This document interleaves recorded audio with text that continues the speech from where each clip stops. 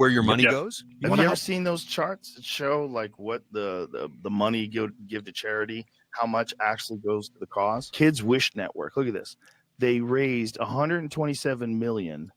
They paid to solicitors 109 million. And they spent percentage on direct cash aid to the actual kids is 2.5%. 2.5%. Look at the Cancer Fund of America. Less than 1% went to the actual thing, direct cash aid. Yeah, so it's mostly a scam. All right. Yeah. So I'm going to cut it there because I think we got the gist of it, which is his last phrase there. Oh, my blood is boiling. It's just a scam. It's mostly just a scam. So the reason I want to talk about this on this episode of the Nonprofit Syndicate podcast is because this is the kind of messaging. And that's not the only, I mean, I could have pulled 15 clips. If I would have gone through Theo Vaughn, if I would have gone through the, what's the podcast that has Andrew Schultz, Flagrant podcast. If I went through literally all the top 10 entertainment podcasts out there, at some point over the last year, they would have had an episode or two talking about nonprofits. And a lot of this came out of, like, let's just set context. A lot of this came out of what was established as a good amount of fraud coming out of USAID when the Trump administration, Doge, and all that kind of stuff took over. But the messaging that's happened now around nonprofits in the kind of podcast space, which is really the biggest kind of new media cultural influence in the United States, and I would say globally right now, is this notion that nonprofits are a scam. Very little of it actually goes to helping people, and that people should be skeptical anytime they give to a nonprofit. So I would love to hear, David, you said immediately, like, my blood's boiling. Just hop in on it, man. Just go after it. So one of the things that makes my blood boil so much when I see this is there's that perception that if I'm going to give you $10 should go to your mission. Yeah. What about the people who are making that mission possible? I've worked in the nonprofit sector for the last decade. I've also worked in the commercial sector in there. I've worked in big tech. I've worked in the virtual reality industry. I've worked in entertainment. I've worked in other, like, in tech startups. Do you know where I've met the most dedicated, hardest working, most loyal people? It's in this industry. Yeah. Do you know who works from sun up to sundown? The people who are making sure your gift goes to do the most good. Yeah. Is there corruption? 100%. Is it in the local charity who's getting people off the street so they don't have to sleep in the snow? Or is it in the holding company that has 15 different organizations in it that happens to have a billionaire's name on the front door, right? So 100% donors should do their due diligence and research. Is my gift going to the right cause? 0%. Is it the people who are doing the work, right? And I think that's why my blood boils, is that statement, that context comes with the connotation that the people who work in the industry are dishonest, and they are not. They are underpaid, they are overworked, they are undervalued, and they are often ignored, right? I'm a consultant. I work a lot, right? We talked about it in the Giving Tuesday segment before. I think my team and I in the last 3 weeks have put over 300 hours in, right? Combined to pull out Giving Tuesday campaigns. Do you know who was on before us every single day? Do you know who was on after us every single day? It wasn't consultants. It wasn't the people working in the commercial space. It was the nonprofit teams on the other end who were working just as hard, if not harder, to pull off the campaigns, because they know every single dollar that comes in today means someone's off the street tomorrow, or I get to put food in that child's stomach, or that kid doesn't have to go to school hungry. So this ultimately comes down to, and we've talked about it a lot in the sector, is this what I call the overhead myth, right? And the quote unquote benchmark that charity watchdogs have put in is 80% of your dollars should go to a mission, or it should go to the actual mission. Yeah. And if it's more than that, it's a dishonest or an ineffective nonprofit, right? Well, I challenge every single person who holds that accountable to say, what business runs at an 80% profit margin? Right. Yep. I worked at a startup that Jet was Black valued does, at $12 billion, or I worked at a tech startup that was valued at $12 million at the time. Do you know what its annual net revenue was, it lost $1 million a year. Yeah, I was gonna say it's bleeding money. It was not running at an 80% margin, yet people were pumping funding into it because it was a good product, it going in the right direction, right? Yeah. So I'm going to stop now because I could talk for the next hour about why this is such an egregious I would like sin you to against talk more the about sector. that. Those are really interesting numbers. Yeah. Well, I mean, so one of my broader concern is less like, listen, this is the nature of entertainment shows. Like, so I'm not offended that they're saying these sort of things. These guys have their opinions. If you're tuning into Joe Rogan for like your world news or factual stuff, like, I hate to tell you, like, probably tuning in the wrong place. That's not what he's trying to do. It's an entertainment podcast. But a lot of people do take that as their news source. And they do take that as, they don't, you know, as much as it's, hey, do your own research, they don't do their own research. And the problem is these guys are not, they actually don't know that much about nonprofits. And so I think my biggest issue with it is they're painting with a broad brush an entire industry by segmenting out like, oh, here's the bad ones of it. When the reality is, yeah, okay, if 2.5% is only what's actually going to kids, that's egregious. You should call that out. But don't say nonprofits are a scam. These nonprofit, like, just say the entire industry, everything in nonprofit is bad. I think that's the problem. Is it's really like maybe it's nitpicky, but it's language. It's just, hey, if you speak with this broad brush of this is what nonprofits do, then you bulk all of the good ones, which is the vast majority, in with the really, really crummy ones. And so it's just kind of a sloppy way of doing analysis and forming an opinion. It's obviously not a well thought through opinion.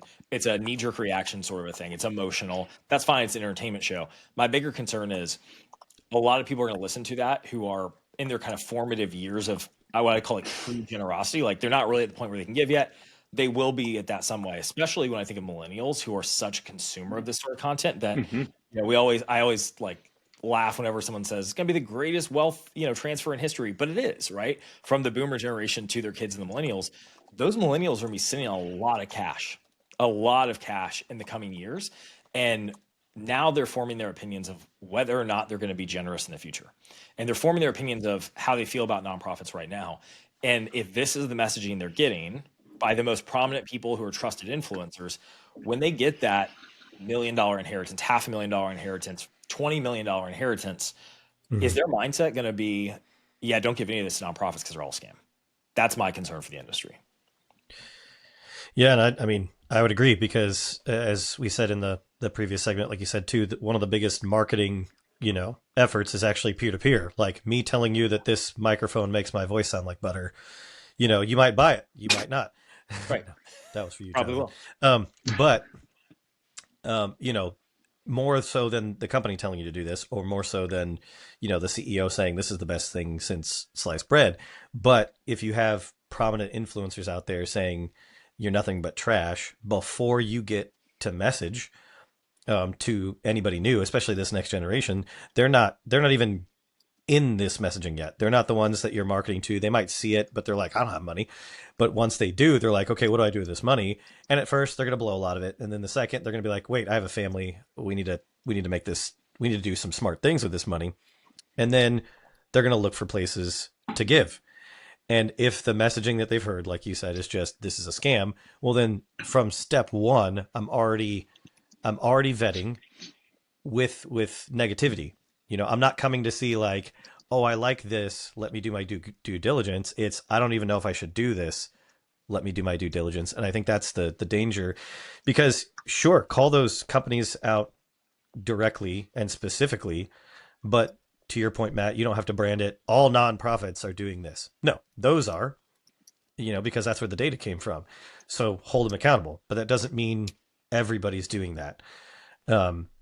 And so, yeah, you're just going to get negative press around that. And then your next round of donors, that could be one of the reasons why it's harder to market to the next generation. That could be one of the reasons that giving goes down, is because there's just mistrust in the entire organization. And then you have to rebuild trust because of two bad eggs, rather than appropriately retaining trust because you haven't been one of those bad eggs.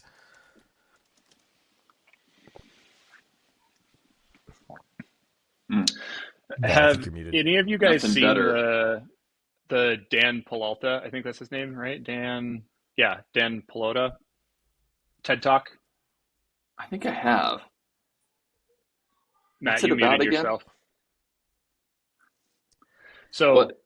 he's talking the exact inverse of what Joe Rogan is saying, where the nonprofit sector is hamstringing itself, holding itself to a specific profit margin, or profit margin is not the term we use, but that's effectively Oh, if for sure. Yes. right, Yeah, 80-20, absolutely. right? Yeah, I have seen that. And Uh-huh. he says basically, I have figurative nonprofit. I have a nonprofit that for every dollar I put into marketing, it turns into $4 for the mission. But I'm only allowed to put $2 into marketing, because then if I put $3 in, we're under the 80% margin that we have to do. Right. But if I put that third dollar in, that would turn into $4 more to funding the mission. But I can't do that because it moves our overhead over the approved or allocated margin. So what we do, and we see this across the sector, right? The organizations I work with operate, all of their fundraising budget operates at a 3 to 5 return on investment. What other business do you know can put $1 in and get $3 back across their marketing program, right? Like None. that alone, like doesn't if exist. that, yeah. right? Like I would challenge, Well, I would challenge anyone who says that, like that nonprofit specifically nonprofits investing in growth is a waste, right? That's effectively what this podcast is saying, is nonprofits who spend like that are dishonest. I would challenge them, find a business that can operate in the same capacity that a nonprofit can and not fold. I think there's a couple of things going on with that. I think there's 3 main things happening, right? One is Joey Diaz and Joe Rogan are not big donors. Right. That's true. Yeah. They don't donate. They might yeah. have competition donations. Hey, if you do this, I'll donate whatever, you know, but like beyond that, they're not charitable people. So who cares? Right? The reason why people are donating is not because of financial reporting. Like 70 to 80% being, you know, that's not the reason. The proportions are not the reason people donate. Yeah. Now, financial transparency is a problem. Yeah. Or has been, and it's a lot less of a problem now because of these platforms that have made the IRS data available. But the second thing that's happening is that trust has declined significantly. Yep. Right? Nonprofits, and specifically faith-based nonprofits, used to be the most trusted institutions in American society in the 60s and 70s, right? Trust was at like 80 or 90%. And now it's down, like nonprofits in general are down, I think it's in the mid 50s, where people are like, 50% of people like, yeah, I trust a nonprofit. Yeah. And then organized, like religious ones are in the mid 30s across, you know, the average population, which is in like the biggest change. That's down like 60 or 70%, right? And what I'll also note is that federal government and like Congress and national media, those are even lower at like 15 or 20%. And so really what's happening is like Americans don't trust institutions anymore. And with the democratization of information and the lack of trusted sources of information, anyone can say anything, whether or not it's true or not. And a lot of times it is true. Yeah. And it's eroded trust significantly, obviously. The third thing that's happening is that the government was actually really corrupt. And is regularly very corrupt. Absolutely, yeah. And that's really what they're talking about is, man, like, so that's, I think the third thing is that, like, yeah, a lot of the government grants were fraudulent. Yeah, there was some significant fraudulent stuff going on, regardless of wherever you land. But that's for sure. Yeah. And so you kind of combine all of those into this holistic view of what that clip is. That's a regular talking point as well. But I think wrapping it up, this is kind of one of the, this is just a deep misunderstanding, I think.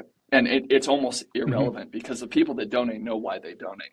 They donate to be a part of a story, right? Yeah. To be a part of something bigger. Are you concerned though about people who don't donate right now, right? That No. are future donors who are being shaped in mindset and worldview with content like this? No, couldn't be You're not, less okay. concerned about it. No, I couldn't be less concerned. Because you think they're going to find an organization to give to, and they're going to care about it, and they're going to be invested in it no matter what, and this stuff doesn't matter.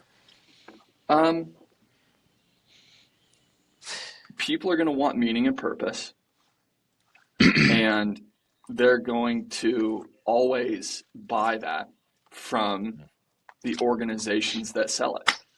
Okay. And, you know, until that changes, I don't see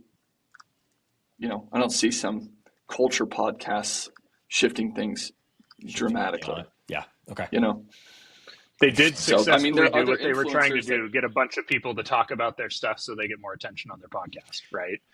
Yeah. Including us. But, Yeah. Yeah, well, they got it from us, and hopefully we benefit from them too, though, from the fact that their stuff is out there and people are like, oh, that's interesting. Listen, we should just post like a Joe Rogan response video on YouTube, and that's our clip from this. It's like responding why Joe Rogan is so stupid about this, and we'll have some sort of clickbaity headline. If they're gonna go clickbait, we can go clickbait. You know, they go. What's the old Obama saying? When they go low, we go low. Isn't that what it is? Yeah, Oh. we could. No, but I think it's all this is good points too. Like, I mean, the biggest thing I like what you said, Jonathan, there about the democratization of information. Like, I think that's really been the big shift. Like, we've over the last 20 years. So computers, iPhones. I mean, pretty much when the iPhone came out. But like, it used to be you had to trust an organization, trust a group of people. You had to go to an organization to get information. You had to go to the library and actually study. You had to read stuff. You had to ask people who were smarter than you, what should we do? What's the answer to this? And now it's, hey, ChatGPT, give me a whatever. And then you just take it for truth. Most people just take it for that. And then there are people like us and the developers who are like, hold up, how much of that did you make up? And how much of that was true? But most of society is like, holy crap, it gave me an answer in 0.2 seconds. I'll take it. And so with that kind of ecosystem out there, I mean, that's what people are getting. You know, so yes, they'll get this blip from Joe Rogan, and some people might actually respond to it and be like, "Well, I'm not giving ever again." Some people won't. They're gonna chat GPT you and find out if you're trustworthy. And if chat GPT says, "I don't know, you might want to call them," then they'll probably do that. And that's kind of the good, bad, and the ugly. I would think is like that's what you're competing with is an AI bot who, as we've said in version 1, is a genius 4-year-old at best. Yeah. Who's going to color your walls and stuff. And that's what we're trusting. And I can't remember who said it, but David probably, if AI makes you, if you were great, now you're mediocre. Yeah. And if you're bad, now you're mediocre. And so that's why, I would think that would have an impact on donors and their intent to give is maybe it was great. Now it's just mediocre because I don't know what to trust anymore. So.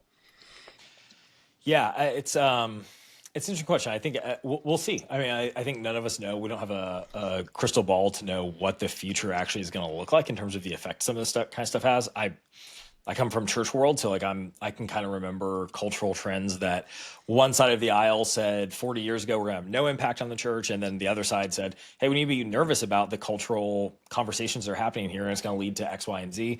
And I think in some ways both have come true, right? Both sides were right. It wasn't as bad as some said it was.